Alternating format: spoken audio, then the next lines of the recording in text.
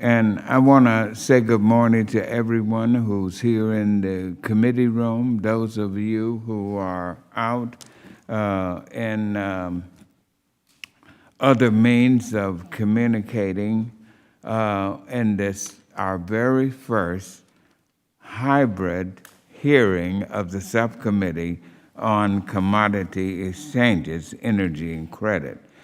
We're going to talk today about an exciting and very, very important subject, especially in context of what's going on in our country today.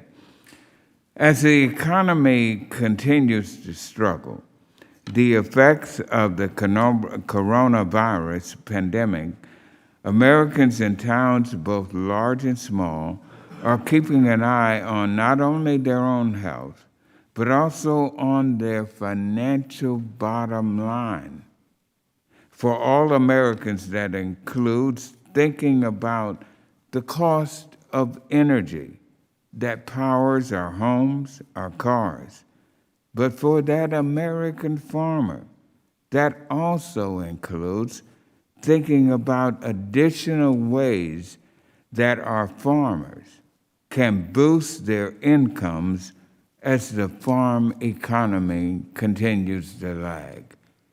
There could be no more important issue than the one we are going to deal with today. We can do without a lot of things, but we cannot do without food and without water. So today's topic touches on both of those things because we're talking about on-farm energy. Energy is a particular concern for farmers, for ranchers, as approximately 15% of production costs for U.S. farms is tied up in energy costs. By comparison, the average American household spends just a little over 2% of its budget on electricity and the same amount for gas. The better a farm operation is able to manage its energy costs, the better it can weather the tough times, like what we're seeing clearly today. I'm excited to have 4 innovative farmers here with us today.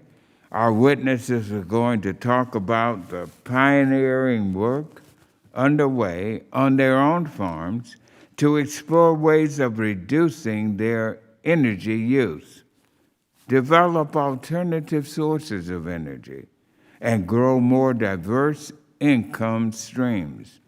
This is a discussion that I know will benefit every farmer and rancher who's watching. And our discussion of how these folks are going to work on homegrown energy sources on the farm is one that I hope will help move our climate discussion forward as well, highlighting especially the capacity of agriculture as a source of clean, domestic renewable energy. And today we'll look at the programs in the 2018 Farm Bill that help to encourage investment and exploration in the field of on-farm energy creation, storage, and use. These programs in the energy and conservation titles range from ones that help producers transition to cleaner and more efficient energy systems, and ones on the cutting edge of new bio-based energy feedstocks. We'll also look at other ways farmers are helping to move the renewable energy forward by exploring solutions like our wind, our solar, within their operations as well. In consultation with the ranking member and pursuant to Rule 11E, I wanted to make members of the subcommittee aware that other members of the full committee may join us today. And now I recognize Ranking Member Austin Scott for his opening statement. Thank you, Mr. Chairman, and thank you for calling today's hearing to review on-farm energy production. I believe this hearing is very timely, given the current discussions taking place on the future of U.S. energy policy and the future of U.S. agriculture. Recently, the majority staff, about 3 weeks ago, of the Select Committee on the Climate Crisis released a report, a very large report, as I just held up, recommending congressional action needed to meet a goal of reaching a net zero greenhouse gas emissions economy-wide no later than 2050. And while I think that a lot of the recommendations focus too much on reducing America's dependence on fossil fuels and not enough on emissions. In other words, if we could move from diesel to natural gas, that certainly is a benefit to the environment. That the focus on emissions would be more productive than the focus on simply eliminating fossil fuels. But specifically, this report outlines principles for a federal carbon price, which is a direct tax on businesses and consumers. Now, I want to make this clear. I believe that we can and we should do a better job of taking care of the environment. And in taking care of the environment, we have to acknowledge that the habitat is important to the wildlife of this country. And I'm prepared to work in a bipartisan manner to improve upon current programs and find new solutions.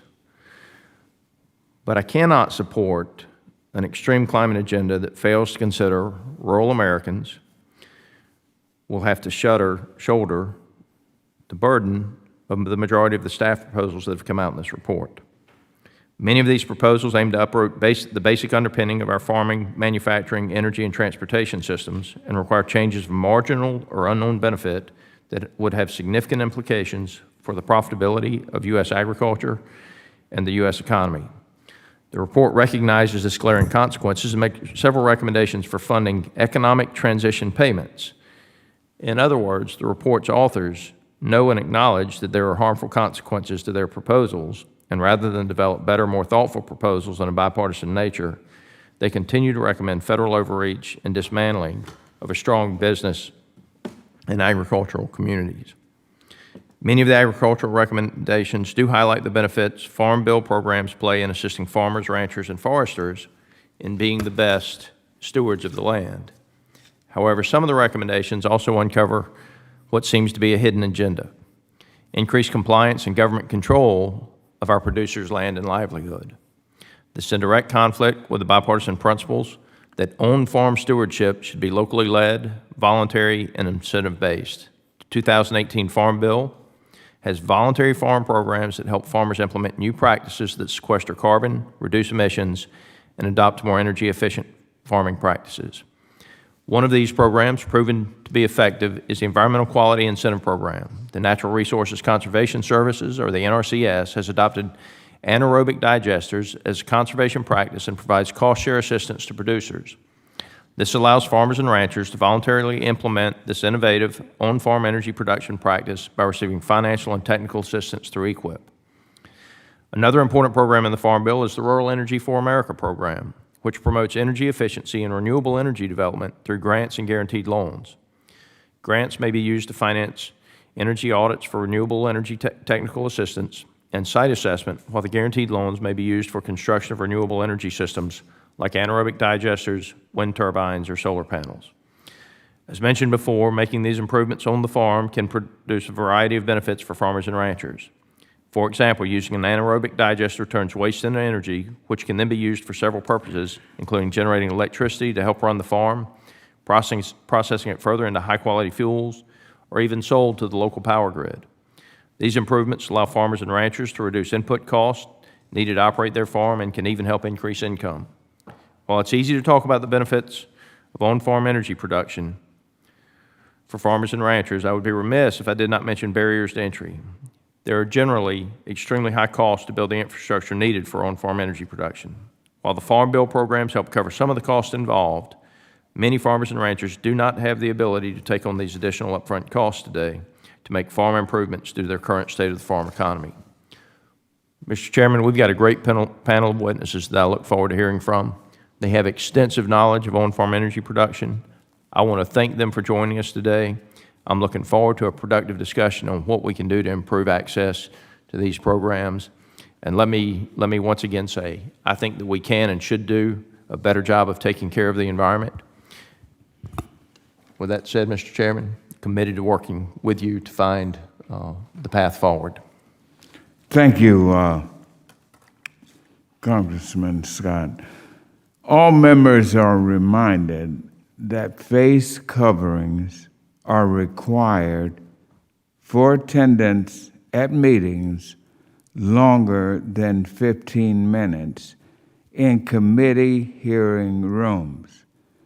This is in accordance with Section 3.2.1 of the Attending Physicians Guidelines.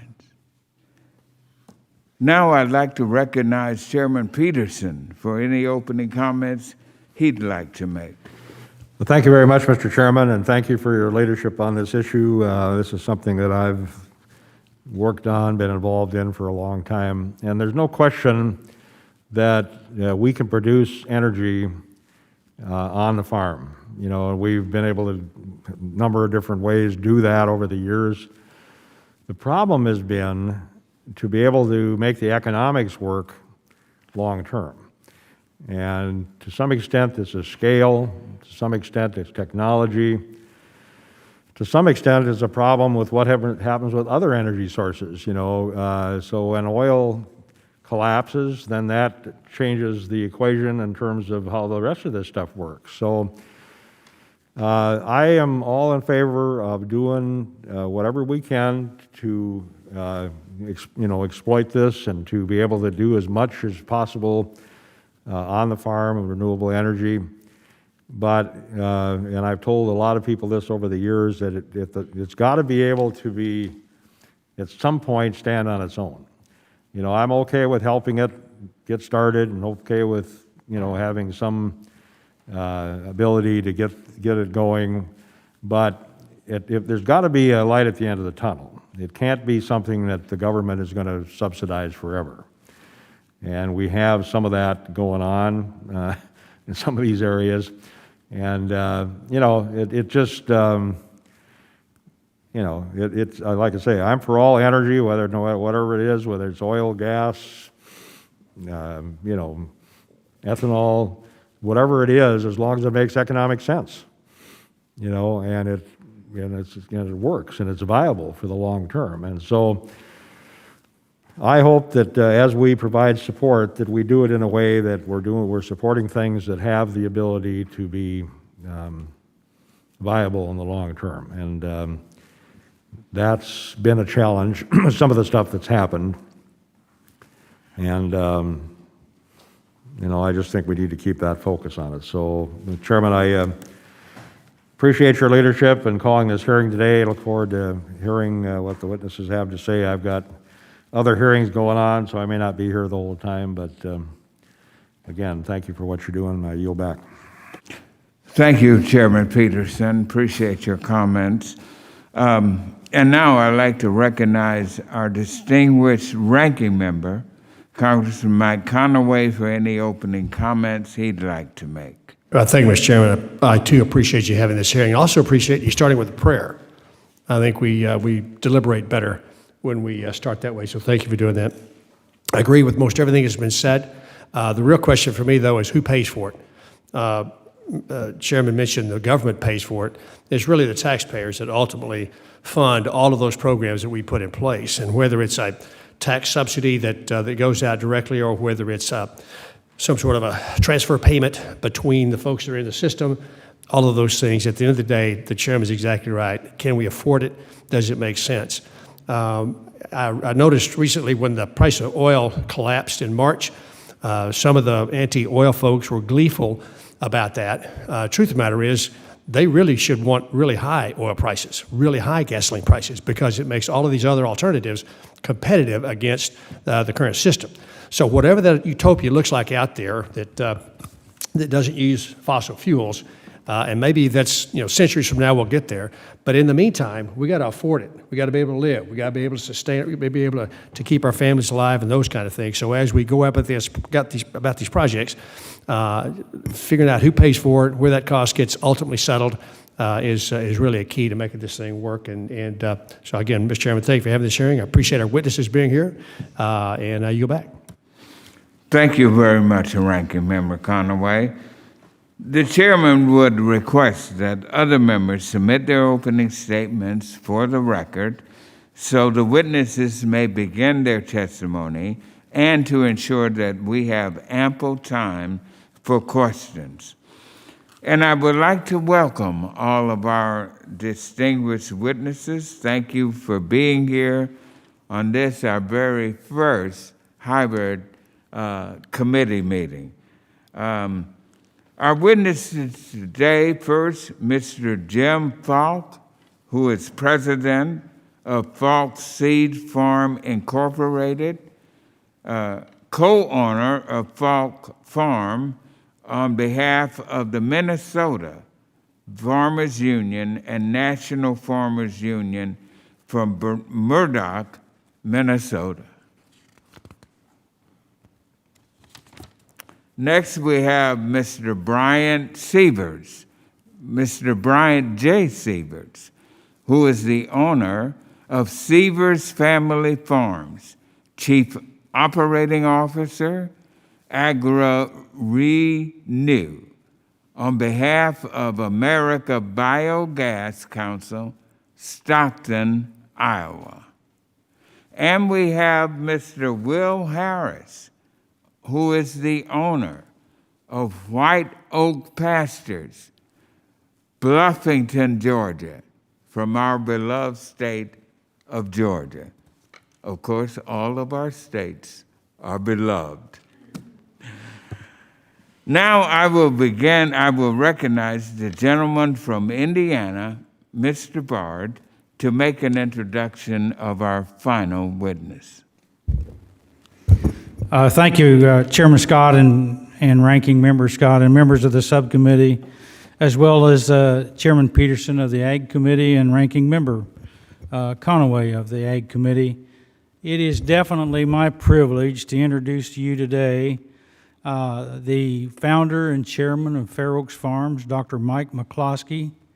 Dr. McCloskey has followed his passion for animal agriculture since the early 80s when he ran a successful veterinary clinic. And this passion has led him to creating Fair Oaks Farm along with one of the nation's largest dairy cooperatives. And in that process, the creation of a dairy-based wellness product. So in addition to being chairman of Fair Oaks Farms, Dr. McCloskey has worked tirelessly in the agricultural community by serving on numerous boards and associations. He is the chairman of the Environmental Issues Committee within the National Milk Producers Federation. And like all farmers, Dr. McCloskey understands the need to be good stewards of our environment. He's been able to seek out opportunities for environmentally sustainable practices that are beneficial to agriculture. And a good example is that he has installed their first anaerobic digester in 2002, which processed cow manure and food waste into electricity. 7 years later, they built their second digester with the goal of creating renewable biogas. And that's some of the information that he's going to share with us here today. In partnership with Cummins and Kenworth, Dr. McCloskey has a fleet of over 40 trucks that run on renewable compressed natural gas from the biogas. And each truck has traveled over 1 million miles transporting milk from farms to processing facilities. This record of achievement is why Dr. McCloskey is before us and before this committee today. He possesses an expertise from the decades of working in the dairy industry and the agricultural industry in general. I really look forward to hearing his testimony before this committee and how we can improve the lives of farmers and rural communities. So I want to welcome Dr. McCloskey. Thank you. Thank you very much. The chairman would request that any other members submit their opening statements for the record so that our witnesses may begin their testimony to ensure we have ample time for questions.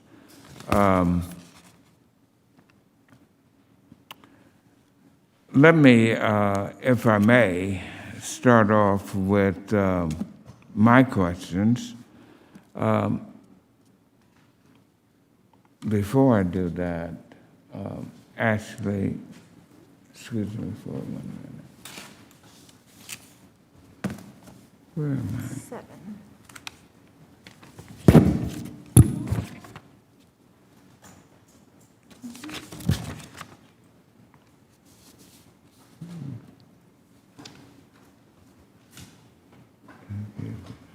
Testimony. I did, but this is repeat yourself. Okay. Then Recognize Mr. Falk to speak. Mr. Falk.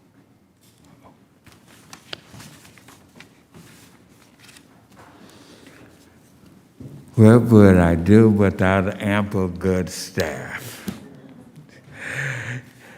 Now we will recognize Mr. Falk for 5 minutes.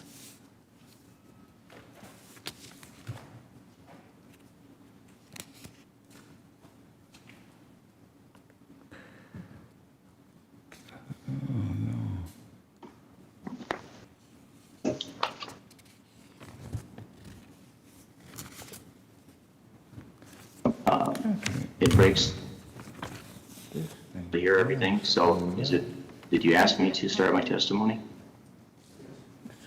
Say yes or start. Yes, please. Okay. Chairman Scott, Ranking Member Scott, and members of the committee gave me the opportunity to Jim Falk, a fourth-generation farmer from Swift County, Minnesota. I farm with my son, Andrew, and Farmers Union and a testified Farmers Union.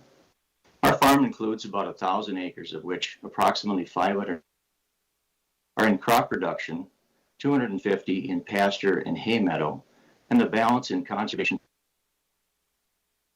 Since 1985, we have also owned a seed cleaning facility, Falk Seed Farm, Inc., which is now a key part of our operation. We are a small regional seed company with the majority of our customers farming within a 100. The energy consumption of the seed plant is significant due to the electrical motors needed for processing. We process seed or grain for approximately 10 months of the year, with October through May being our peak season. From 2016 through 2019, the average annual cost of power to run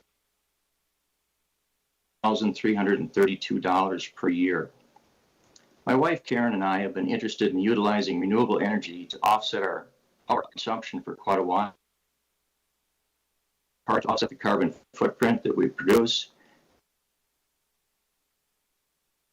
Majority produced on site. As the rise, there should be costs paid for. In 2016, we installed a 30 kW wind turbine to connect to our 3-phase power, and in 2017, we installed a 33 kW solar system on the seed plant power. The tax credits for small wind and solar were forecast to be received while those credits were available. While we applied for grants from USDA's Rural Energy for America program to help fund both projects, our applications were unsuccessful. It seems the demand for REAP grants far exceeds the funding available. With both our wind and solar systems, we're approximately 73.7% of the seed plant's power needs on an annual basis.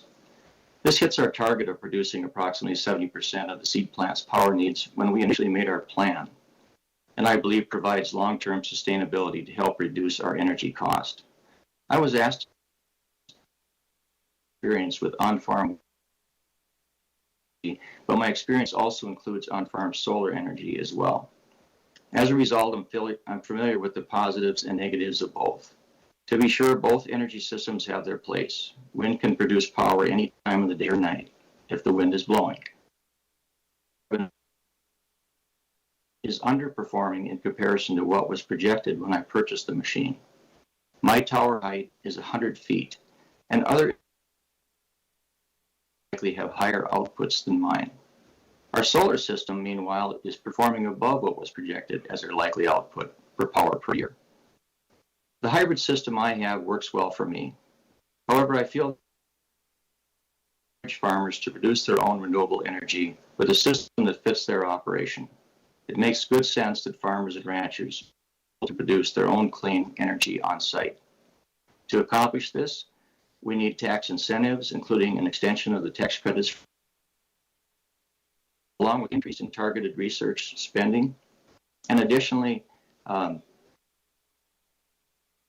get more renewable energy systems installed in private lands. On-farm renewable energy systems are vital tools for U.S. farmers and ranchers and their businesses as they work towards economic and environmental sustainability and combat climate change. My farm and business is just one example of that. Thank you for experience with you today.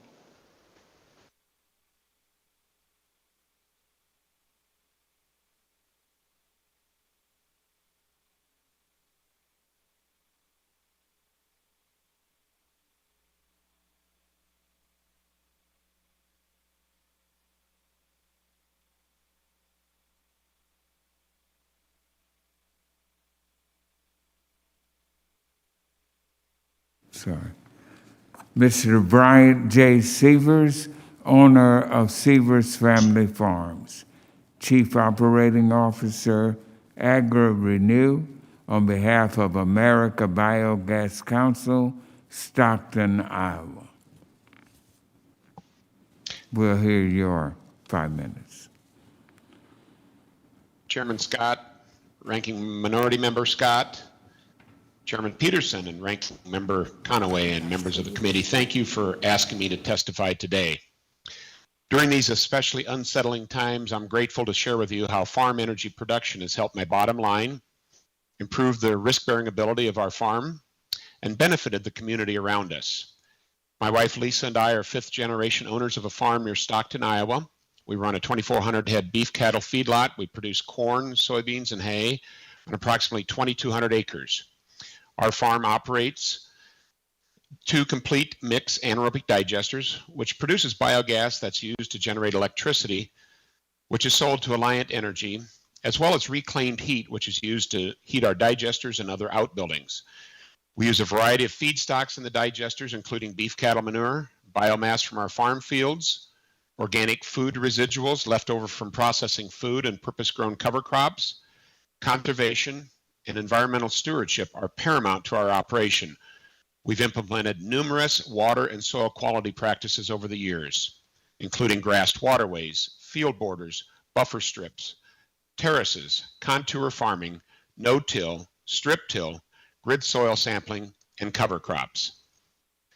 When my wife and I constructed our digesters and renewable energy facility on our farm in 2013, we were grateful to receive support from the federal government through a few programs: the Renewable Energy for America program, or REAP, the Environmental Quality Incentives program, or EQIP, a Section 1603 energy grant through the American Recovery and Reinvestment Act, and an energy efficiency rebate from our local service provider, Alliant Energy.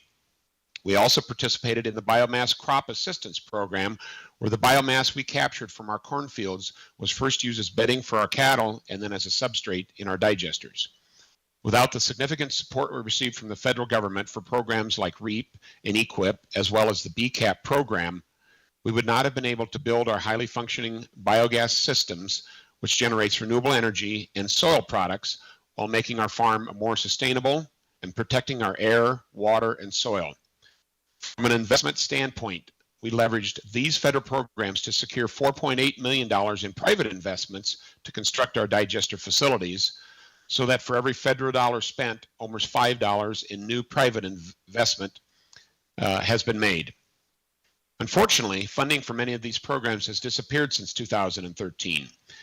Reinstating the funding for these and other valuable programs will allow farmers and ranchers to design and construct on-farm anaerobic digester facilities so they can realize the benefits we've received, which has helped us weather financial challenges due to falling commodity prices, to improve our water quality, soil health, and management of organic waste streams from our beef cattle feedlot, as well as other agricultural processing facilities in our region. When it comes to addressing our changing climate, enhancing water and air quality, improving soil health, increasing agriculture sustainability, while providing valuable economic benefits, I genuinely believe on-farm anaerobic digesters can play a vital and significant role. I serve as vice chair and board member of the American Biogas Council, which represents over 200 companies in all parts of the biogas supply chain. We also collaborate with the Ag Energy Coalition and Solutions from the Land. These organizations believe that strengthening on-farm economies is key to advancing the deployment of renewable energy and the production of biofuels and renewable chemicals. Many aspects of the 2018 Farm Bill support on-farm energy production, most of which are included in the energy title. These programs create high-value jobs and new income streams for American farmers, accelerate the commercialization of new technologies, and support the construction of biogas systems and biorefinery systems in rural communities. I urge the committee to push for full implementation of the Farm Bill and support robust annual appropriations for these exceptionally impactful programs. We're especially pleased to see that the appropriators have recognized the need to support technologies that have been historically underfunded within REAP by establishing a REAP reserve fund for underserved technologies such as biogas and small wind energy. This House Appropriations Committee encouraged USDA to establish the reserve fund and provided $10 million in funding for a pilot program to be created at the USDA. We are hopeful that this will improve access and we'll see greater deployment of these exceptionally valuable technologies. The Farm Bill also contained two initiatives of importance to the biogas industry. Section 9011, the Carbon Utilization and Biogas Education Program, was established and recognized that digesters are one of the greatest methods available to trap methane emitting waste products and convert it to renewable energy and nutrient-rich soil amendments. However, this program is yet to receive funding. Another priority highlighted by the committee in the conference report, the establishment of the Biogas Opportunities Roadmap Task Force, has yet to be acted upon by the USDA. While outside of the jurisdiction of this committee, we also urge the committee to support the Renewable Fuel Standard as it continues to provide value to on-farm energy producers. A strong and properly administered RFS not undermined by the unscrupulous issuances of small refinery exemptions raises all boats in the rural economy. We also urge the committee to support efforts to extend tax policies that support on-farm energy production, such as the PTC and ITC for renewable energy, and to take under advisement the recent recommendations pertaining to sustainable agriculture released by the House Select Committee on Climate. Thank you for your time today, and I'll be happy to answer any questions. Thank you very much, Mr. Severs. And now I recognize Mr. Will Harris for 5 minutes from Georgia.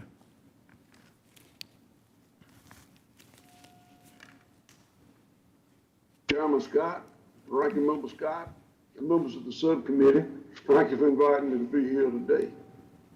White Oak Pastures is a 153-year-old family farm that geographically surrounds our town of Bluffton, Georgia.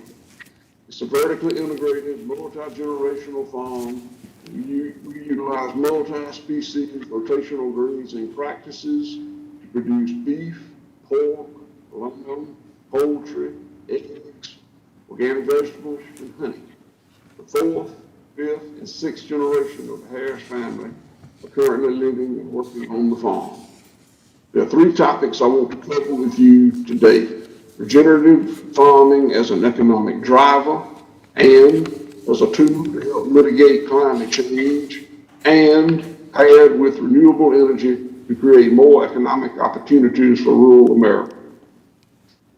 First is an economic driver. Every conscious American recognizes the decay that has occurred in rural communities over the last half century. Prior to World War II, most rural communities enjoyed a fairly consistent agrarian economy. But after the war, the centralization of our food processing system began, and new mega plants owned by large multinational companies started to starve out small, hometown, locally owned processing businesses. When I was growing up in rural Georgia in the 1960s, every county had at least one family-owned slaughter plant. Today, almost every one of these is gone from our 159 county state. And this is a tragedy that replicated all across the United States. Regenerative farming at White Oak Pastures has revitalized the economy of our county, and it can do the same for other communities across the nation. White Oak Pastures is the largest private employer in our county. In the last 20 years, our farm has grown from 4 full-time employees and $1 million in annual revenue to 155 full-time employees and $20 million in revenue. We write payroll checks for over $100,000 every week in a county that has fewer than 3,000 residents. The average salary of our employees is almost twice that of the average employee in the county. There could and should be a White Oak Pastures in every agricultural county in the United States. It's a highly replicatable business model. The second topic is regenerative farming to mitigate climate change. This has been scientifically proven by life cycle assessment, and I provided the link to that in my written comments. White Oak Pastures may be the only farm in the world that has a peer-reviewed third-party scientific study that verifies and validates that we sequester more carbon than we emit. We are contributing to the mitigation of climate change. Our farm has sequestered over a ton of carbon per acre per year on 3,200 acres of land for the last 20 years. During this period of time, our farm has pulled the carbon equivalent of almost 500,000 barrels of crude oil out of the atmosphere and sequestered it in the soil. White Oak Pastures used a $50,000 USDA REAP grant to construct a 50,000-watt solar array in 2010. It provides our farm with the energy resilience and helps power our own farm red meat and poultry slaughter plants, both of which are USDA inspected. A couple of years ago, I learned that Silicon Ranch, one of the largest owner-operators in the solar power plants in our country, will be building a solar array on over 1,000 acres of land next to my farm. I invited my new neighbors to visit, and during the visit, we discussed the opportunity for a mutually beneficial partnership. I would use my livestock and regenerative farm practices to manage the vegetation on their solar farm. It worked. White Oak Pastures will be bringing regenerative land management to 2,400 acres of solar farm land in southwest Georgia. 20 years from now, Silicon Ranch's land will have 5% organic matter, just like mine does. The White Oak Pastures Silicon Ranch partnership model is replicatable anywhere.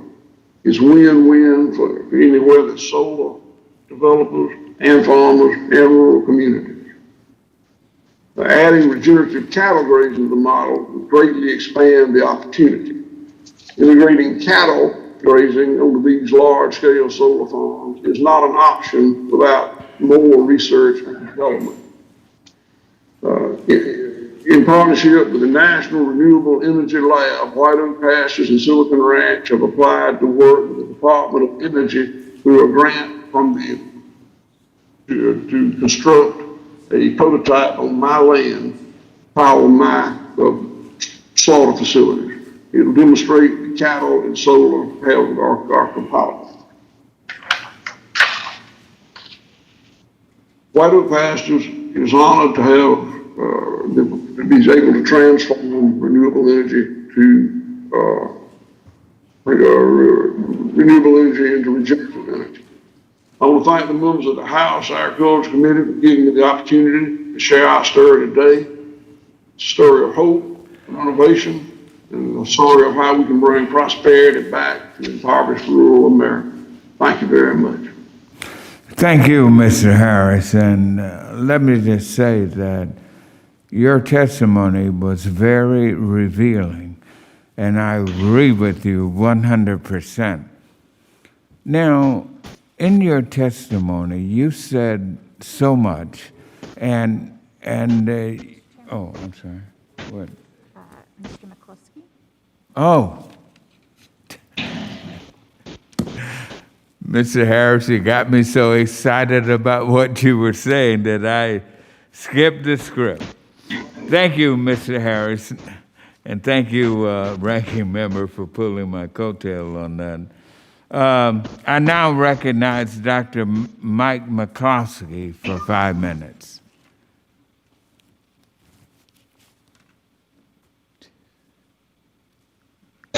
Thank you, Mr. Chairman, and I want to thank also the subcommittee members for inviting us here today to be able to share with you our experience. Also, I would like to thank Congressman Baird for such a kind introduction today. So, listening to the previous colleague speakers today, I don't want to dwell a lot on past projects. It's clear that a lot of us over the years have invested heavily our capital on renewable energies on our farms because we believe that's the right thing to do. And as we have done those investments, I want to assure you, and I think that you have heard that through the other speakers, that the technology now is at a level that it's reliable and trustworthy. And that's the first thing that I hope this committee fully embraces. So therefore, I think our big challenge is how do we make it mainstream? How do we take what some of us who had scale were able to take our capital and invest in and prove out these technologies and now grow it for all our industry? And the dairy industry, for example, we as an industry, through our trade organization, through our checkoff dollars, we have come together and have made a commitment to a net zero industry by 2050. So we have a challenge for us to take everything that we have learned that we know we can do and drive it into all of our farms industry-wide. Now, this commitment is a collective commitment. Not everyone will hit net zero. Some people will sequester, as one of my colleagues just presented, which I agree 100% with. A lot of us will be able to sequester and do better than net zero. Some will hit net zero and some may not get to net zero. But as a collective industry, we have committed in the dairy industry that we're going to go to net zero. So let me just take one big example that I believe that we can get there with your support. And some of this is truly outside of your jurisdiction, but it's your influence in Congress that can help create an atmosphere of investment in biogas, nutrient recovery, and clean water. So let me start with the two main issues that we need to resolve is the need for helping with the capital costs. I think Chairman Peterson said it very well a little while ago. We need to find ways to help with this capital cost so we can take this mainstream, but there got to be ways that over time we get out of that. And I'm 100% for that comment. Let me explain what I mean here. I think we have to have an environment where we support an ITC, an investment tax credit of 30% for this type of equipment that deals with biogas, nutrient, and clean water. And an ITC, the way it works is when an industry is ripe to be able to move forward, it can really stimulate thousands of jobs and self-pay for itself. So an ITC credit is really not a cost. It actually brings additional money into Treasury by creating thousands of jobs and creating an industry. And I think this industry today is ripe to receive an ITC of 30%. I hope Congress can consider that, and I encourage you to. I'm not going to dwell a lot on USDA because I think my colleagues have expressed it very well. Through rural development, there are tremendous opportunities there, and also through NRCS. And I think the important thing there is to take to be able to stack these programs. We need to and USDA has done a great job of that, but we still have states where we cannot stack different types of programs together to help medium-sized and small farmers participate. So those two things, an ITC and stacking, will be a tremendous help to be able to get small farmers, medium-sized farmers, to be able to get capital, to be able to invest in this technology. The second thing that we need is a reliable market. And my colleagues also expressed the issues about reliable markets that have fallen apart over the years, and great projects, therefore, have disappeared. And we need to have a reliable market. Well, again, here we have an example where we already have a reliable market and we haven't put it to work well enough, and that is through our renewable fuel standards that lies there at EPA. We have a pathway, the electric pathway, that we need to put to use. By 2030, there will be a total of 20 million electrical vehicles, including trucks, 18-wheeler trucks, on the road. And we can use this pathway, this electric pathway, through the RIN process and be able to subsidize the income of the electrical produced to these farmers in a fantastic way. If you do a conversion of a RIN, the renewable numbers, if you do a conversion that we're getting in gas today, where we're selling gas into the low carbon fuel standards, if that's 77,000 BTUs, if you convert that into electricity, which I have, by getting a RIN that can move an electrical vehicle that's already in place, that we're not using, it sits there at EPA, by getting that amount of money coming back to the electrical generation would be sufficient to be able to justify that investment that the farmer could make. And we could take this whole concept from just people like ourselves that have scale. We could take this to mainstream U.S. farmer to be able to take advantage of it. So I thank the committee for listening to this. I think it's a simple future approach that we could have. By applying these two concepts, I believe we can get to more than 50% of our dairy industry commitment of a net zero by 2050. I believe we can be there by 2040 or even sooner if we can have support of this level. Thank you very much. And thank you. And now my turn. I tell you, this has really been, it's been so exciting to hear each of your presentations. And I'm very excited about this project, as you can see, because I've long been advocating that it is the agricultural industry that can lead the way in terms of dealing with renewable fuels and our energy. So that, and each of your testimonies have certainly explained that. Now, Mr. Harris, let me start with you, because you gave some very profound statistics, some very meaningful information. You first of all said that, which is important, that every week you inject into Georgia's economy over $100,000 in salaries with your employees. And then you made another statement that really shocked me in a way. You said that you were able to produce over 500,000 barrels of crude oil out of the air. If I'm not mistaken, I think that's what you said.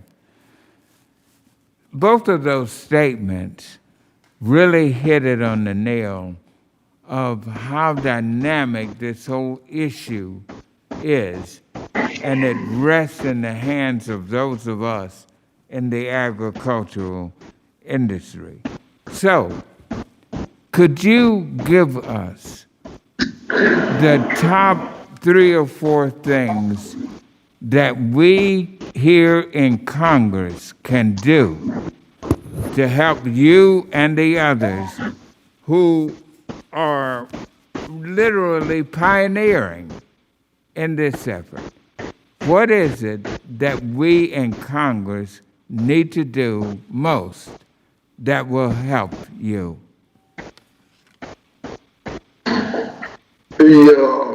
To be clear, the comment about the oil, we didn't produce oil, we sequestered that equivalent. We sequester about a barrel of oil a year per acre in carbon dioxide equivalent. So that's where that came from. It's the same effect, just to be clear on that.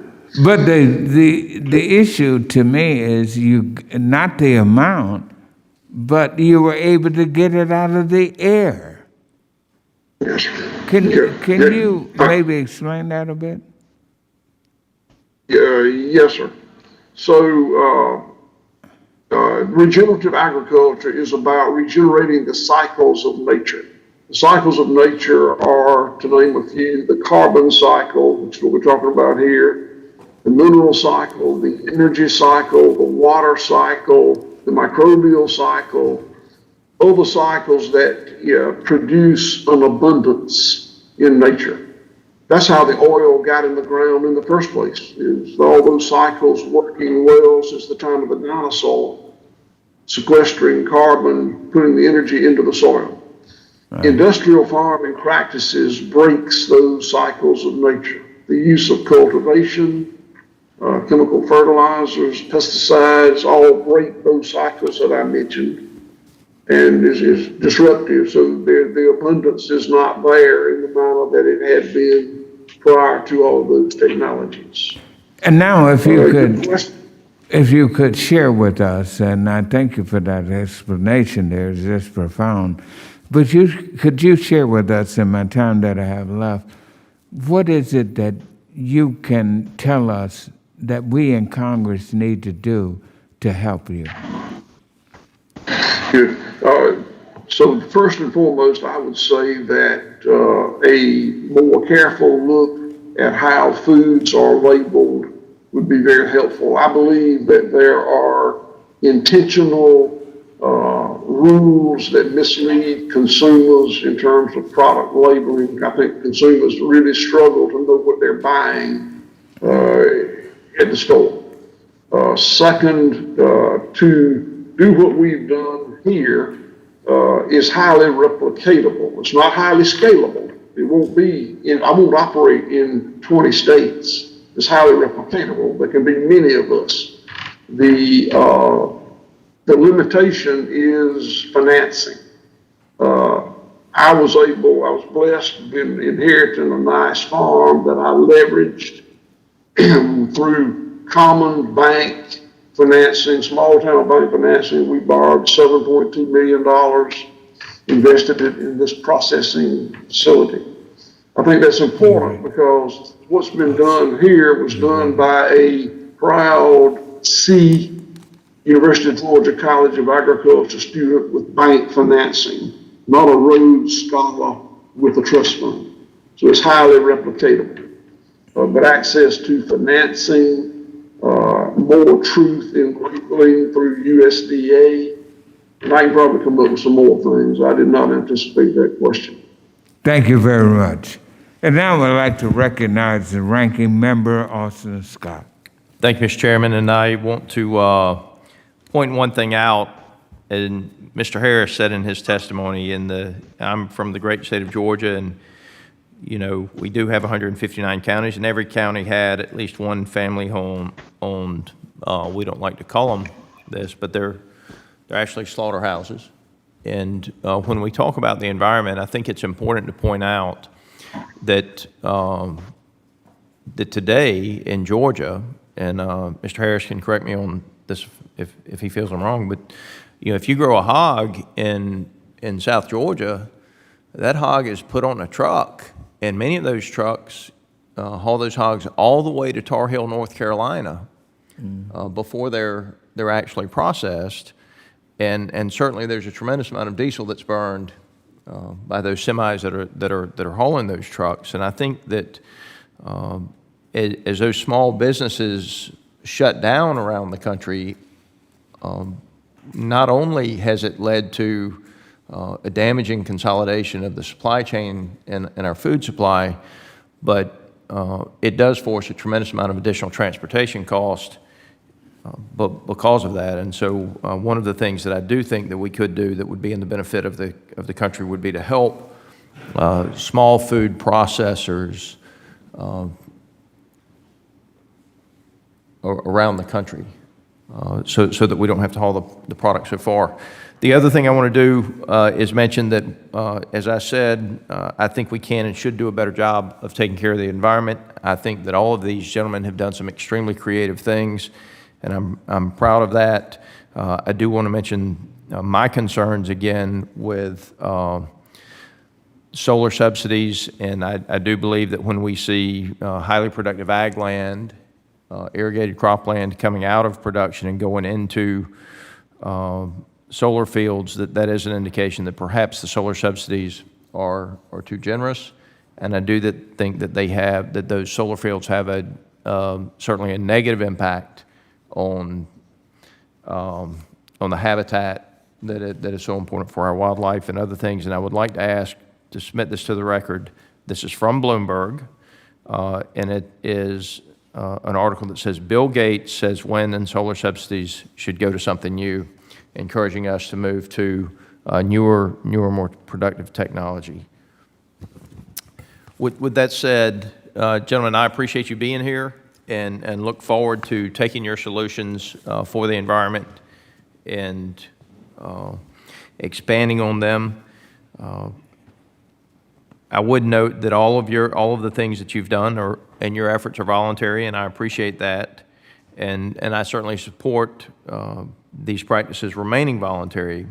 But for each of the witnesses, would you just briefly tell us what was the reason you decided to take on the renewable energy projects on your farm, and what environmental concerns do you feel your particular project is helping to address?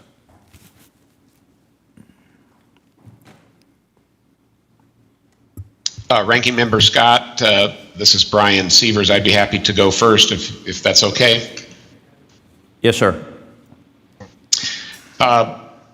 The driver behind the incentives that we looked for in creating our renewable energy projects really focused around a belief that our resources, our natural God-given resources, the air, land, water, sun, and people, are something that we need to find the highest and best use for in everything that we endeavor and strive to do. And that's why looking at renewable energy projects achieves that objective. And really it helped fulfill maybe something that was more in our heart as well as in our head. When you look at how can we protect our water, our soil, our air, we think renewable energy production on farm is helping us to accomplish that. And if you look at some of the history of what we've done on our farms in the various conservation practices, why it's just another way in which we can advance that set of objectives or goals for our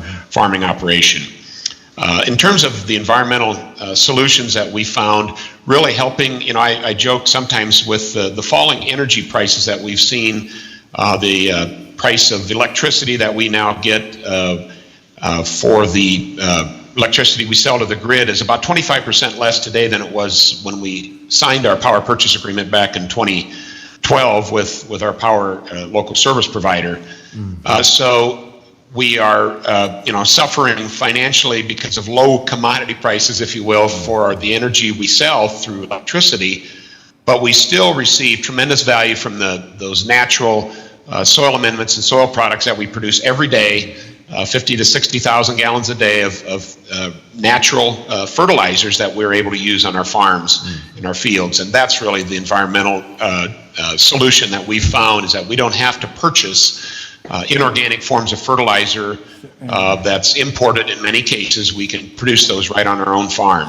So Dr. McCluskey was right, making sure we focus on ways to help incentivize the nutrients that we produce through these digesters and our biogas systems, but also if there's any way in which can be helped through this committee to encourage the EPA to look at the eRINs pathway, that would also be extremely helpful too. And again, it would help address environmental challenges and climate challenges we're all facing. Thank you. And I appreciate your answer. My time is expired, unfortunately. Maybe we'll have time for a second round. Again, Mr. Chairman, I want to tell you, I think we can and we should do a better job of taking care of the environment. I do think we have to keep in mind the habitat for the wildlife and the animals. And let me commit again to working with you. Yeah. One of my primary concerns is that when something has proved not to work, is that we don't ever seem to be able to get rid of that. And while I would tell you, I think diesel particulate filters on our equipment have done a good job of reducing emissions, I think diesel exhaust fluid is something that has not, and that's just an example of something that we continue to effectively mandate with diesel exhaust fluid that I think there's little to no benefit from.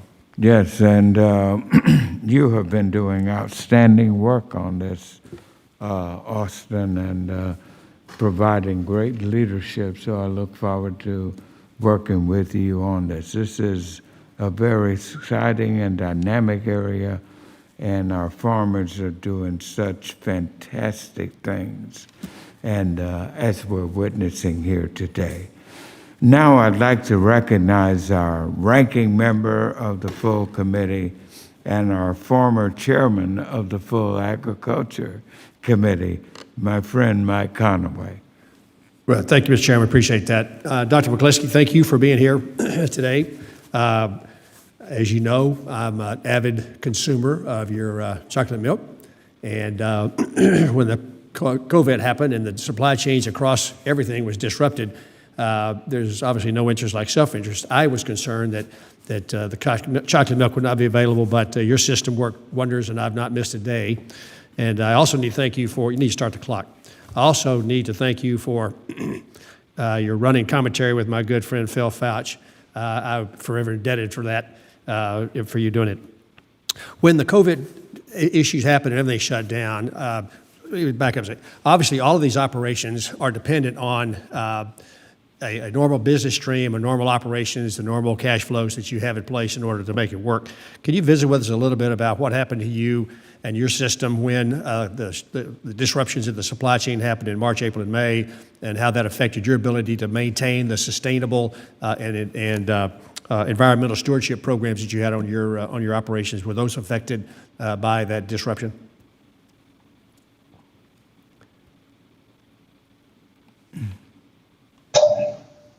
Thank you, Congressman. Yes, it was devastating, like it was for everyone in the country. The problem of dumping, we had to dump milk on the farms. We couldn't collect all the milk at all the farms. And obviously a collapse in the whole pricing system because of the shift from food service, the shutdown of food service, increase in retail, but not enough to offset the food service. So there was a lot of disruptions in the marketplace, resulting in unbelievably low prices. I mean, we saw numbers that were 50% below previous incomes. And we all know that all of us farmers work on very thin margins. So when they take 50% out of your gross pay, it is devastating. And it was devastating for small producers, medium-sized producers, large producers on an equal basis, because it's all relative to the hundredweight of milk. There is some value in scale, as we all know. But in a situation as devastating as we all went through, that damage is felt all the way through. I don't care how big you are. I don't care, what your efficiencies are. I believe that in those cases, all producers should be treated equal. We do accept within many of our programs in USDA that there should be help for smaller farms versus larger farms. There's some differences in how these programs work. There's some limitations these programs put on some larger farms. But I do not believe that in cases of disasters and devastations like we live, that distinction should be made, because I believe that all farmers suffer equally through this, and that all farmers should be helped in some way that is on an equal basis, equal footing.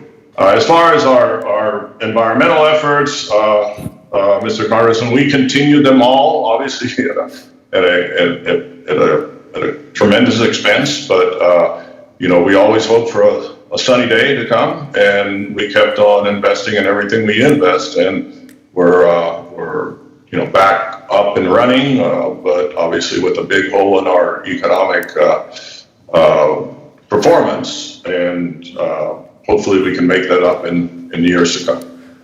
Well, thank you for asking. I appreciate that. I know you also run an agritourism program at Fergus as well that had to be affected. Let me just make a comment about the E-RINs program. And both of you have talked about how that would help serve it. My concern is that simply shifts costs from one group to the other in a particularly convoluted way. I'm not sure what that record is going, but can we have one of our technicians sort of maybe? Anyway, it shifts the cost from around in a very convoluted way. You mentioned having a lot of electric vehicles on the roads. We currently don't have a way for those electric vehicles to share their impact on our road system. And so finding a way to pass these extra electricity costs on to the folks who want to drive cars and those kinds of things, I think might be a better solution than hiding it with the way the RINs program works. And I'm really concerned about how that would flow through, because at some point in time it's got to get to a customer, and if we keep it opaque, it makes it difficult to figure that out. And so having a more straightforward way to do that, as well as you all promote electric trucks and cars, you're going to have to be a part of the conversation that says, how do those vehicles share the cost of our roads and bridges the way that fossil fuel cars and trucks have currently been supporting that program. So I appreciate all four of you being here today and your efforts to try to keep the environment clean. We all want to breathe clean air and drink clean water. And I share the chairman and the ranking member's concerns in that regard. And thank you for your roles in trying to push forward good policy. With that, Mr. Chairman, I yield back. Thank you very much, ranking member. And now we'll recognize Ms. Acne from Iowa. Thank you, Chairman Scott, and thank you all for being here today and lending your expertise to the committee. Brian, it's always great to see an Iowan before us in committee, so thank you so much for joining us. I appreciate all the different success stories on the benefits of the farm energy programs, in particular how it can result in positive climate outcomes while creating more economic opportunity for farmers. I've said this all along, we can be sustainable and we can grow economic viability at the same time. It's something I firmly believe we need to invest in and improve access to. We know how successful REAP, or the Rural Energy for America program, has been, but also how oversubscribed it is with strong demand. Mr. Harris, I'm pleased to hear that your business received a REAP solar grant that helped make your operations sustainable. So I've got a couple of quick questions for you. Number one, how did you find the REAP process worked for you, and how was your solar array worked out? And then second, do you think the program should be expanded so that more folks like you around the country can deploy rural renewables like solar, wind, and biogas systems?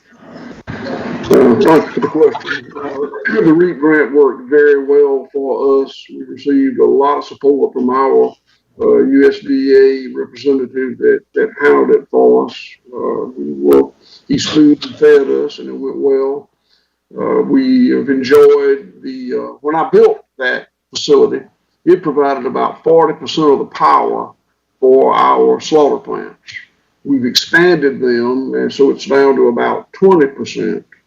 And we're now applying for another grant through the Department of Energy, which will allow us to build a prototype to use cattle under the array Then we regenerate the soil, increase the carbon amount in the soil to sequester more carbon dioxide equivalent, as I mentioned earlier. It's a very important experiment. I would invite Mr. Scott to come and let me show you at White Oak Pastures here in Georgia that I disagree that we're not taking land out of agricultural production and putting it in solar energy production. We're using the same land for food production and energy production at the same time.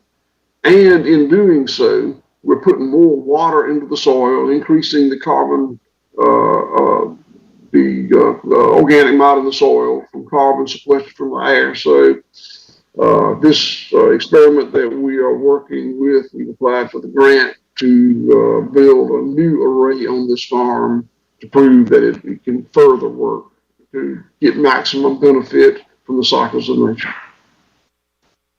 Well, thank you so much for that. And Jim, I noticed that you were turned down for REAP, so I'm curious to hear what your thoughts are if REAP, how you would use it, what you think it could do if it were to be funded to meet the demand.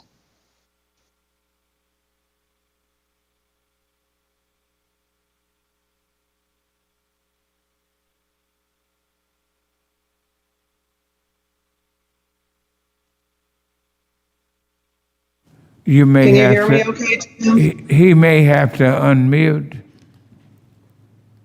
your phone. Who was the question directed to?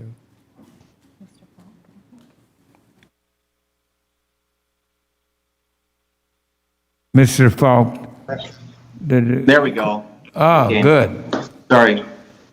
I apologize. We are breaking up occasionally here with this everything. I apologize.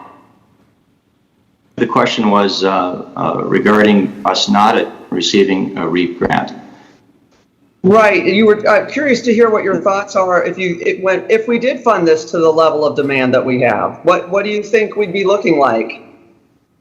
I don't know what that level would be, but it would be significantly more than what it is because the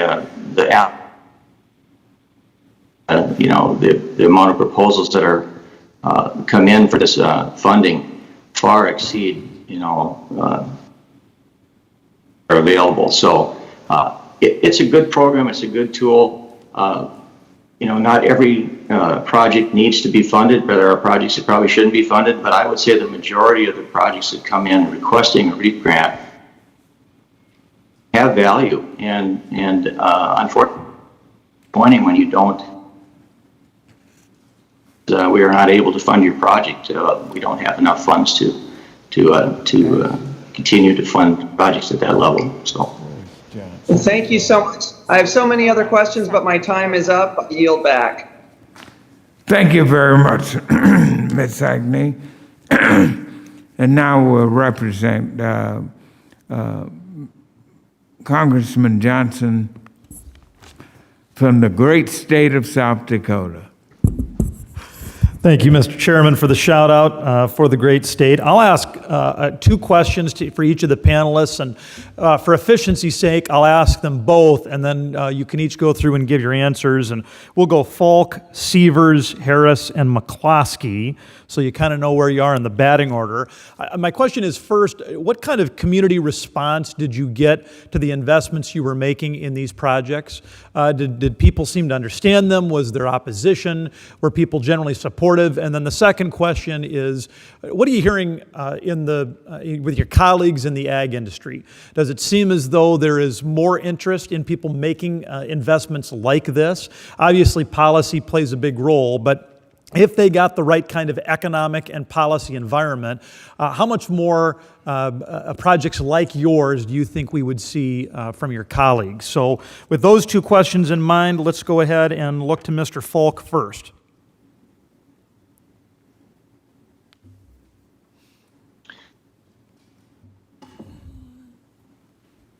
Interest in doing renewable energy on site.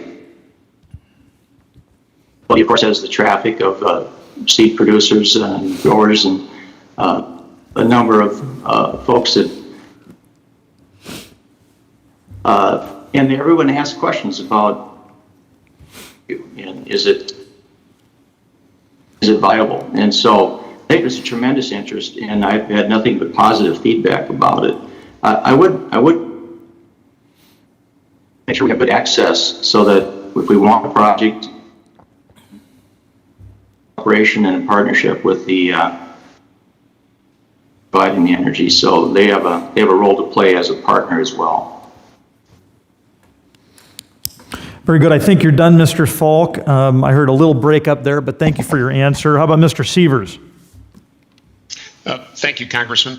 In Iowa, we participate in a protocol when it comes to siting livestock facilities like what we constructed along with our renewable energy facility that allowed public input through what's called the master matrix scoring process, where the Department of Natural Resources oversees the siting of a facility like ours, and then allows for local or public input through the county level.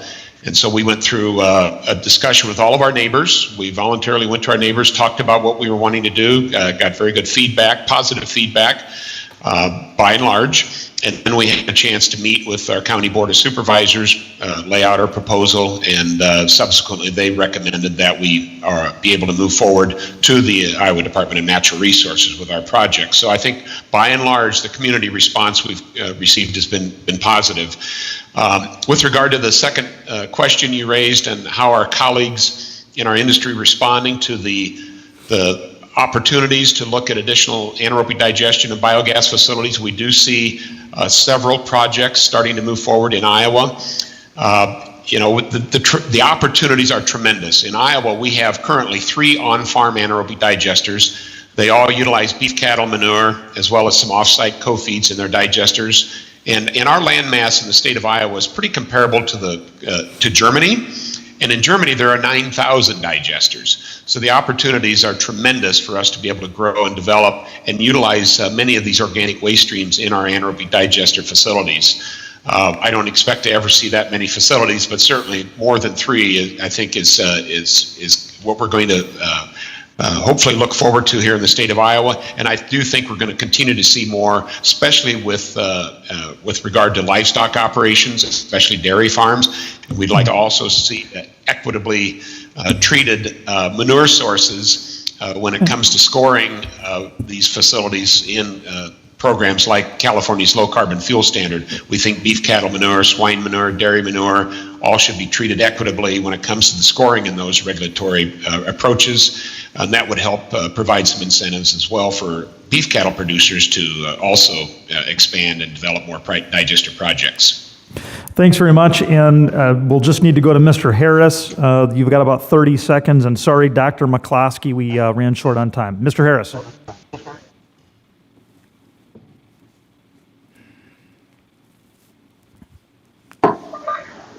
Today, we built a store. We renovated the courthouse and Methodist Church to be offices, built a restaurant. We have lodging, we have tourism. Bluffton, Georgia did not have a single new housing start from 1972 until 2015. Since then, we built or renovated a dozen houses in Bluffton, so it's well received. The question about colleagues embracing a different sort of farming, I would tell you that industrial, commodity, centralized agriculture has not been good for our land, or our rural communities, or most of our farmers. And I believe that movement will be consumer driven, but if consumers know the truth about their food, they will offer a market, and entrepreneurial farmers will step up and pivot. Thank you for your question. Yeah, thank you very much. Thank you, Mr. Chairman, for your indulgence, and I yield back. Thank you very much, Mr. Johnson. And now I'd like to recognize my friend, Ms. Sparnberger of Virginia. Thank you very much, Mr. Chairman, for hosting this committee hearing. I appreciate that we're having this hearing today. if we are going to effectively combat the climate crisis, farmers and producers have to be part of that solution. And Mr. McCluskey, if you will indulge me, my colleague, Mr. Johnson from South Dakota, was on a train of questioning, which I found to be very interesting. I know he ran out of time, but I'd like to begin with using my time to give you the opportunity to answer his question, which was about how did your community respond, and then how did your colleagues and counterparts respond to well, I'll defer to you, Mr. McCluskey. Thank you, Congresswoman. I appreciate that. Yes, so the response was overwhelmingly positive. The nice thing about digesters and in our farms is we do produce renewable energy, but besides that, it produces so many other things beyond what solar or wind or other sources would produce in renewable energy. So we get the renewable energy, but we also, it's the beginning of a process of nutrient recovery of clean water. So that's really important to state, because through that nutrient recovery, we're helping our Clean Water Act and avoiding the serious issue of eutrophication in our waterways and our bays. And on top of that, on a local basis, it mitigates about 80 to 90% of the odor on the farm, and also is a great help in your fly control for neighbors as well. So it's very, very well accepted. So you get so much in one package versus some other alternatives that I just, there's been a lot of investment in solar, a lot of support for wind. I don't feel digesters have received that same level of support that produce energy 24/7. It's a constant source. If the sun's not shining or the wind isn't blowing, we're still producing energy. And we are doing so many other great things at the farm level by producing these great fertilizers that now can be handled in a much better way, by creating clean water, by eliminating odor, and other smaller issues like fly control, which isn't a small issue to a close by neighbor, believe me. So it's been very, very well accepted. And as far as other colleagues wanting to do the same, I have a visiting center at Fair Oaks. We have over 200,000 visitors a year that tour the farms and see the digest. So a lot of those are dairy farmers, and I get to interact with them. They would embrace this immediately if the financial situation was such. Again, we have the advantage of scale. Scale has been very beneficial for us. We have invested because of scale. It's a duty that we have, we believe, and we have to give back. And therefore, we believe that that regenerative farming, sustainable farming, these digesters and these investments in how we're farming is incredibly important. But not everyone can afford them. So people look at this, they really wish they could do it. So my point today is we need to help with the capital investment. I insist that ITC is something that is an investment of the government. It actually grows Treasury, because this industry is ripe to explode. Thousands and thousands and thousands of jobs will be created. Industries will grow, and there'll be an incredible amount of manufacturing. I would tell you that in the dairy alone, based on the proposal that I shared a little while ago, I would see no less than 5,000 digesters created nationwide. And I wouldn't be afraid to say that thousands more than that, but I will conservatively tell you that if we had ITC credit, if we could use stacking proper from USDA, and if we had a secure market through eRINs, that this thing would explode for us, and we would see digesters dotted all over our country. It would help tremendously local farmers, local communities. These digesters can take, besides another advantage of digesters that I didn't mention, is that we can take in substrate. So other materials, organic materials, be it food waste or others, that we can bring into the digesters and actually double the amount of energy. I've done that on my digesters. You can double the amount of energy that we are producing by bringing in these food waste. And so you can become a community disposal for other waste within your area. So. Mr. McCluskey, I am very, very glad that I spent my time following up on Mr. Johnson's question. I was planning to ask about REAP and a variety of other things, but I have found this to be fascinating. You have provided us, all four of you, with your answers to his question, good feedback, and I'm grateful. Thank you to the chair for indulging me in going over, and again to the witnesses, thank you for being here. Thank you for all that you do on your farms, and thank you for helping to educate members of Congress and the public in your work. Thank you. And thank you. And now, Mr. Byrd, the gentleman From Indiana. from Indiana. Dr. McCloskey is from Indiana, in my district. So anyway, my question deals, Dr. McCloskey, you did not mention the facilities that you have also have an educational aspect. It's interesting to watch those children come to your place from urban and suburban areas and see calf born for the first time. So the educational benefits of your facility are also important. But my question deals with this. Mike, do you feel that multiple farms could participate in a single digester? And I'm going to tie... Excuse me, someone needs to unmute, please. Thank you. So anyway, the question I have is, Mike, whether or not several farms could participate in a single digester. Yes, thank you, Mr. Congressman. Absolutely. Actually, we have 3 separate farms that all the manure ends up in one single very large digester. We have many models as I work with the industry through several of our trade organizations and businesses that we put together. We have several models where we go into areas that have smaller dairies, and we can then bring in manure from several dairies that have proximity. You need to stay with some level of proximity. I would say that within 10 miles you could create clusters of digesters that could work very well. Once you get a little further out than that, you have to be innovative of how you can do that. It still can be done, but you can be innovative. So there is great opportunity in that as well, is to be able to aggregate several farms to if they're close enough to do a digester. Do you feel there are any barriers or regulations to being able to do that? No, I don't necessarily. There'd be more of a local type regulation of moving manure in the proper vehicles and moving that manure down the roads. But that would be more of a local. I have not encountered ourselves any regulations in Indiana. Matter of fact, very supportive of our efforts with all of our manure management in Indiana. So I can't. Nothing that comes to my mind, Mr. Congressman. Thank you very much, and we really appreciate you being here. Mr. Severs, do you have any thoughts?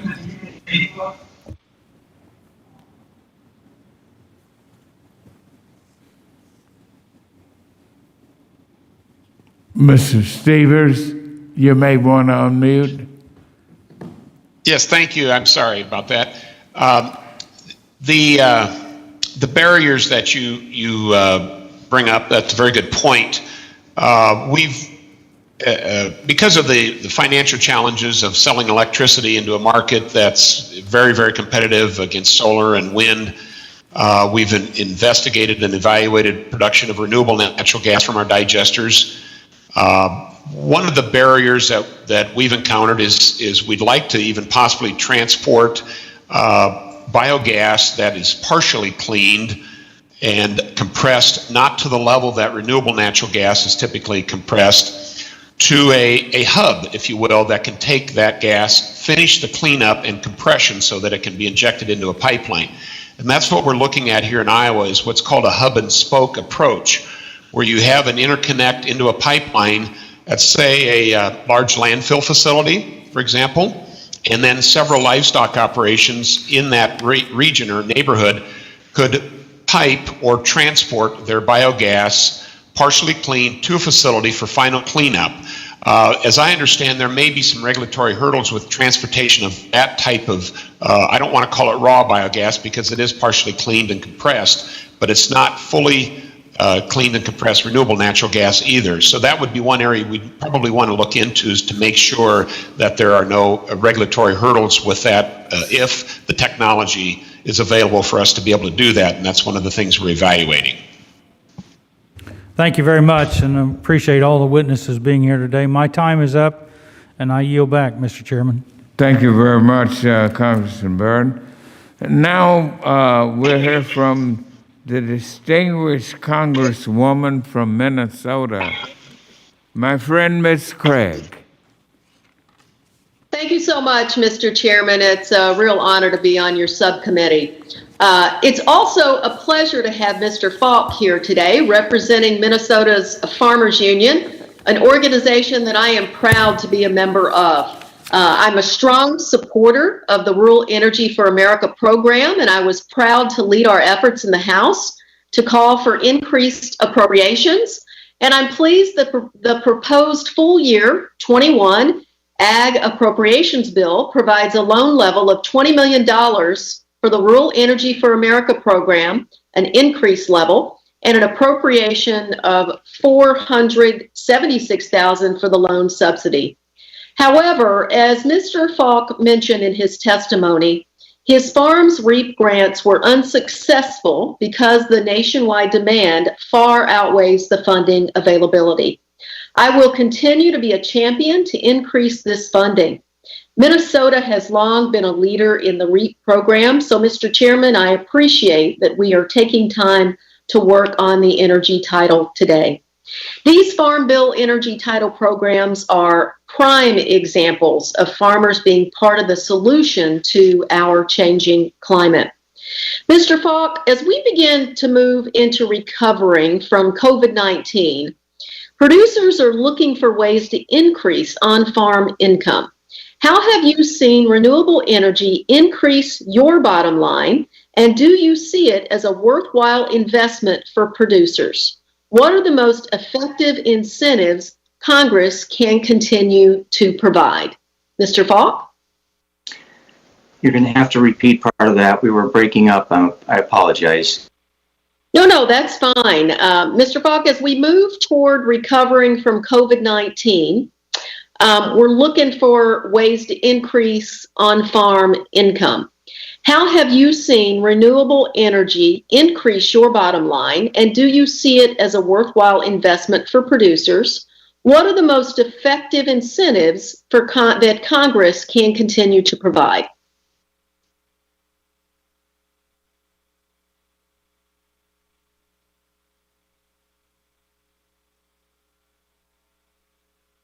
Mr. Falk, are you with us? Mr. Falk, I you think, may but have I think to. I'm understanding your question. I understand your question is what would be the benefits, or what do we need to do to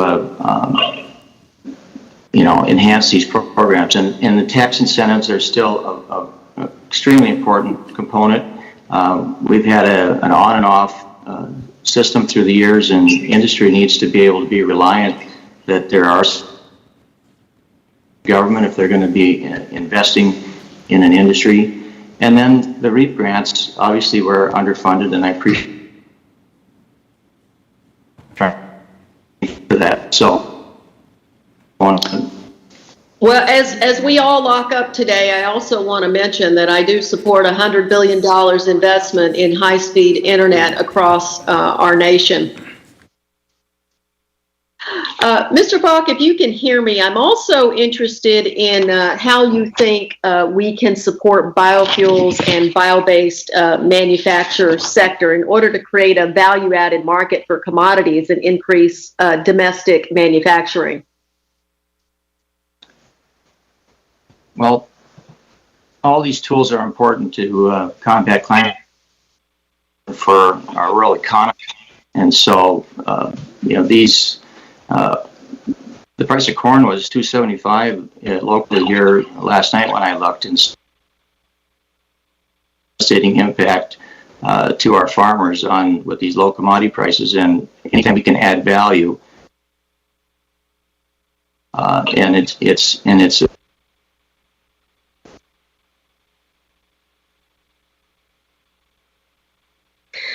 Mr. Falk, thank you so much. Really appreciate you being here, and very proud of the state of Minnesota and the work that we're doing. With that, Mr. Chairman, I yield back. Thank you very much. And now I'd like to recognize our ranking member for any excuse me, closing remarks that you may have. Thank you, Mr. Chairman. And did I hear Mr. Falk say correctly? I have not heard this, that the price of corn locally for him was $2.75. Is that the number he quoted? Wow. Mr. Chairman, one is I think that this is an extremely important issue, not just for agriculture, but for the country. I want to commend the families that have been represented here today for their work and what they've done in their environmental stewardship. I again want to commit to you to work with you. I believe that we can and we should do a better job of taking care of the environment. And before I turn it back over to you, I do want to mention this. What Mr. Falk said with the price of corn and where commodity prices are right now, if commodity prices across this country stay where they are, regardless of what we do with the ability to reduce energy prices on the farm, there's not a farmer in this country that can survive with corn around $3 a bushel. It's not possible for our ag communities to survive with the commodity prices where they are in this country. I'm very concerned with,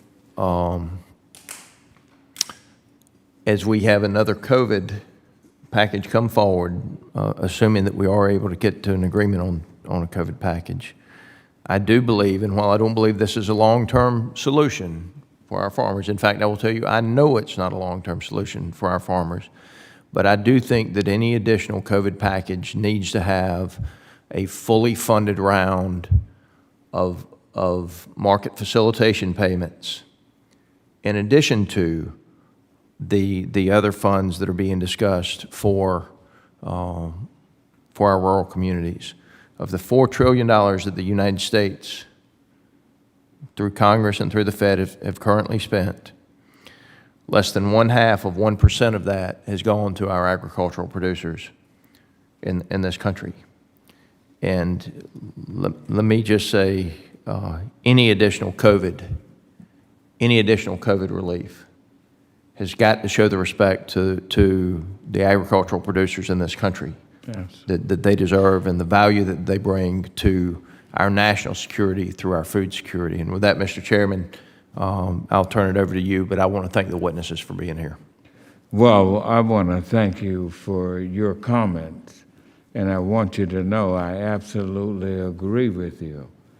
We have got to do much more to elevate our farmers up at the top of the spear, the lead point in the spear. And I've been telling people, I mean, we need to make sure that our farmers have the financial support to maintain this situation. We definitely need to make them a major part of the next COVID-19 funding package, and I will be there with you on the floor fighting for this. Folks, you know, as I keep telling people, food is our most important entity, and our farmers are the captains of the ship. But not only that, we have energy in the name of our committee, commodities, exchanges, and energy, and credit. That means our committee, ranking member, we're the engine to move this.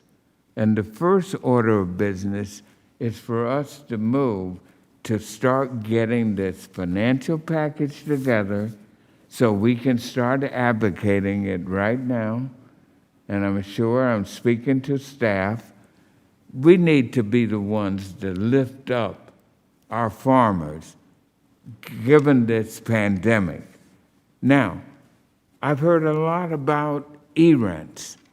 We need to make sure that's alive and well. Our good friend Mr. Harris from down in Georgia, when I asked him what he felt was the most important thing, he said food labeling. Simple thing that can happen. We need to make sure we take care of that. And getting the type of financial backing to our farmers who are really out there working in a pioneering way with renewable fuels. And you mentioned another thing. When we talked with a few other people about the impending when we had the possible food shortages, the meat shortages because of the processors, our processing plants, that Tyson's and Smithfield's all went down because of this. And we had to move. There's so much out there.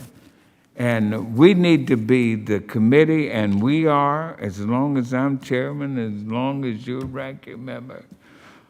Or if it goes the other way and you become chairman and I'm ranking member, you can believe that the Scott brothers, me and you, we're going to make sure that our farmers are getting the financial respect that they need and deserve, and that we make sure we lift them up. So I want everyone to know how much we really appreciate. This was excellent testimony. I learned a lot today, and we're going to carry this on and build on this.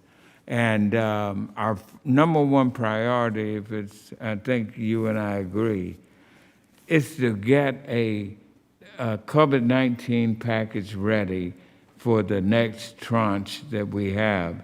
And we've got to start on that right now. And Ashley, I know you're capable of carrying that mission out. We got a great staff. Then I want to thank you also for putting this together, our very first hybrid. It looks like we may be doing this for quite a while. And I've got to get better. I've got to get me a mask that will keep up. But we will do it. And simple things like that. And now, under the rules of the committee, the record of today's hearing will remain open for 10 calendar days to receive additional material and supplementary written responses from the witnesses to any questions posed by a member. This hearing of the Subcommittee of Commodity, Exchange, Energy, and Credit is adjourned. Thank you all very much.